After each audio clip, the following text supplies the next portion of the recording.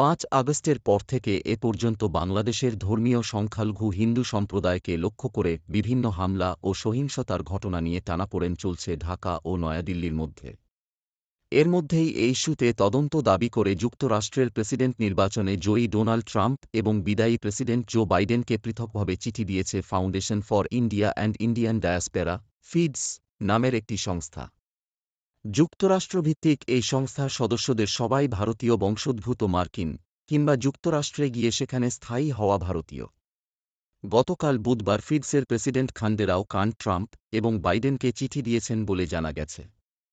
ট্রাম্পকে প্রদান করা চিঠিতে বাংলাদেশ একটি মৌলবাদী ইসলামী রাষ্ট্রে পরিণত হচ্ছে উল্লেখ করে খান্ডেরাও কান্ড বলেন, বাংলাদেশ একটি মৌলবাদী ইসলামী রাষ্ট্রে পরিণত হচ্ছে এবং সেখানে গণতন্ত্র ফিরিয়ে আনা এবং ধর্মীয় সংখ্যালঘুদের রক্ষা করতে ওয়াশিংটন, যুক্তরাষ্ট্রের পররাষ্ট্র মন্ত্রণালয় এবং জাতিসংঘের তৎপর হওয়া এখন জরুরি।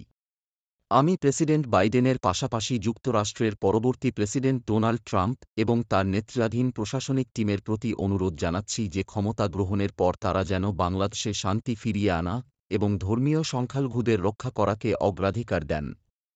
বাইডেনকে দেওয়া চিঠিতে খান্ডেরাও কান্ড বলেন, বাংলাদেশকে একটি গণতান্ত্রিক এবং অন্তর্ভুক্তিমূলক সমাজ প্রতিষ্ঠিত হবে কিনা তা নির্ভর করছে দেশটির সবচেয়ে দুর্বল জনগোষ্ঠীসহ সব নাগরিকের অধিকার সুরক্ষিত থাকছে কিনা।